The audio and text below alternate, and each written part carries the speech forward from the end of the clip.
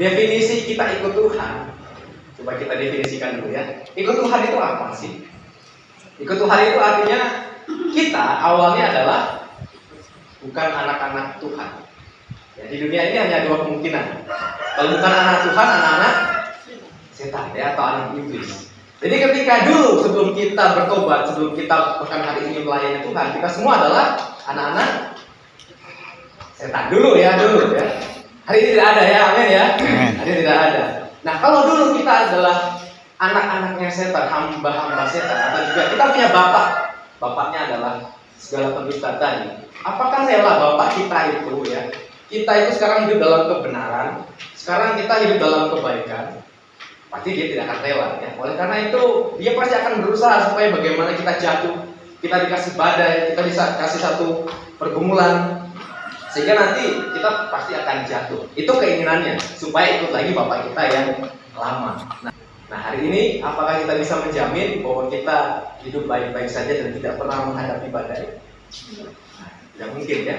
Saya hari minggu kemarin kena badai juga bapak ya, membakar kayu ada pelayanan, ya akhirnya sekarang agak ini ya tenggorokannya ya, kena badai. Nah mungkin Anda juga mengalami badai masing-masing, entah dalam keluarga, entah dalam anak-anak Anda sekolah, mungkin bahkan dalam pelayanan juga ya, sekalipun mungkin pernah mengalami badai-badai seperti itu.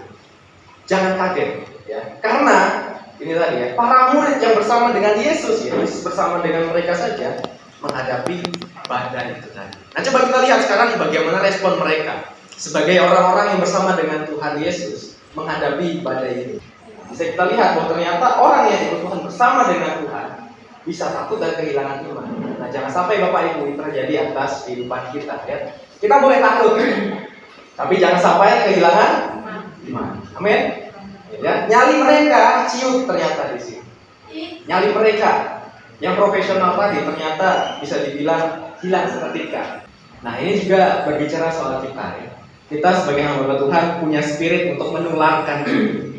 Kalau kita ternyata ketakutan terhadap satu pergumulan, bagaimana jemaat akan melihat kita? Bagaimana rekan-rekan hamba-hamba Tuhan di sini melihat kalau kita goncang juga imannya? Ya, maka penting sekali kita takut boleh, tapi jangan sampai kehilangan iman. Yang pertama adalah Tuhan mau murid itu sadar bahwa mereka semua mengalami kelemahan. Seberapa profesional kita, ya. Saya tidak ingin menunjuk siapapun di antara kita, tapi kadang kalau kita sudah merasa senior, ya kita tahu semuanya. Kita bisa, oh ini bisa seperti ini. Main musik, kuncinya biasa, nggak usah latihan. Ya. Merencanakan untuk gereja, program gereja, saya sudah tahu berpengalaman.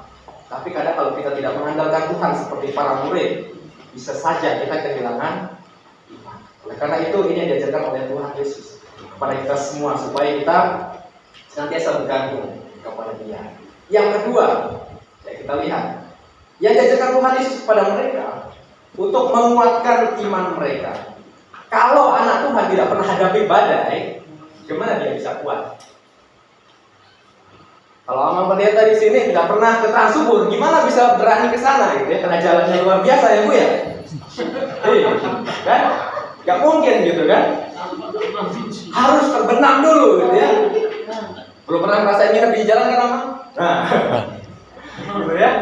Jadi kalau tidak menghadapi kesulitan, bagaimana mungkin dia akan percaya diri, berani ditempatkan dimanapun dan bisa menjumpai saudara yang ada di ujung sana, gitu ya. Yang di SP4 cecar gitu ya, orang sana 1 jam perjalanan ke sini. Seperti anak-anak yang kita miliki, kalau mereka kita tolong terus ya, kita akan kasih suapin terus, sampai kapan mereka mandi? Jadi itu menguatkan mereka, menguatkan para murid.